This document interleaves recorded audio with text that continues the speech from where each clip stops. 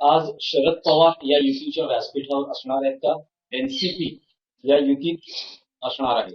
कालच शरद पवार गटाचे मुंबईतले सगळे पदाधिकारी हे वर्षा गायकवाडांना भेटायला होते आणि साधारणतः तुम्ही जेवढ्या जागा देत आहात तेवढ्यावर ते समाधान नाहीये. त्यामुळे बघा राष्ट्रवादी काँग्रेस पक्षच काय, काँग्रेस पक्षाने आमच्याबरोबर असावा अशी आमची भूमिका आहे. आमची भूमिका आहे की भारतीय जनता पक्षाचा पराभव करूया. मुंबईचा बिहारची निवडणुकीचा निकाल लागू नये, तो आम्ही लागू देणार नाही. राष्ट्रवादी काँग्रेसला जयंतराव पाटील, सुप्रियाताई सुळे, स्वतः शरद पवार याच्यामध्ये लक्ष घालतात. युतीमध्ये किंवा आघाडीमध्ये प्रत्येकाच्या मनासारखं होत नाही. काही ठिकाणी त्याग करावा लागतो आणि माणसांच्या प्रेमात न पडता जागा वाटप करायचं. आपण माणसांच्या प्रेमात पडलो तर जागा वाटप हे अडचणीचं ठरतं. जिंकेल त्याची जागा मेरिटवर, गुणवत्तेवर, हे आमचं धोरण आहे आणि ते आम्ही शिवसेना आणि महाराष्ट्र नवनिर्माण सेनेमध्ये सुद्धा आम्ही ते धोरण राबवलं. त्याच्यामुळे राष्ट्रवादी काँग्रेस असेल हे आमचेच सहकारी आहे. काही ठिकाणी काँग्रेस मुंबईच्या बाहेर आहे, तर आम्ही हे धोरण ठेवू की गुणवत्तेच्या आधारावर, मेरिटवर जागा वाटप. रावसाहेब, गेल्या साधारण 15 वर्षात मुंबईतलं मतांचं समीकरण बदललेलं आहे. जसं मराठी भाषिक मतं महत्वाची आहेत, तशी परप्रांतीय मतं निर्णायक ठरताना आपल्याला दिसतात. हे पाहता मुंबईत काही होर्डिंग्स लागलेली आहेत काल रात्री, उत्तर भारतीय बटोगे तो पिटोगे.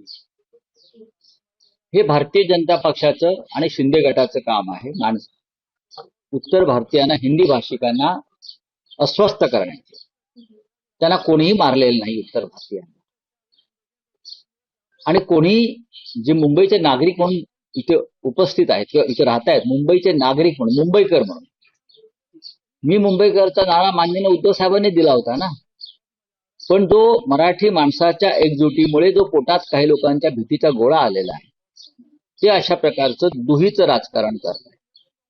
मला एक तरी उदाहरण दाखवावं पोस्टर लावणाऱ्याने की शिवसेनेनं कोणाला इथे विनाकारण मारलाय, हल्ला केलाय. अनेकदा उत्तर प्रदेश आणि बिहारमध्ये मराठी लोकांवरती हल्ले झाले, मला माहित असेल तर सांगतो. कर्नाटकामध्ये सीमा भागामध्ये आमच्या लोकांवरती हल्ले होतात, त्याच्यावरती कोणाला दुःख नाही.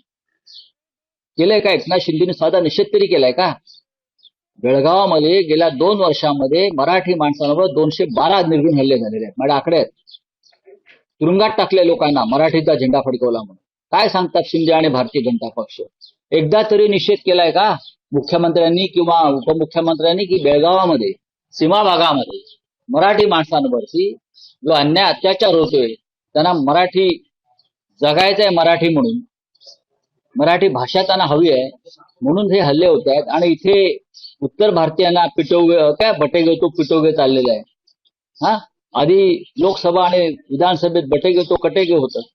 आता त्यांचे वेगळे वेगळे प्रकार सुरू आहेत ही नाटकं.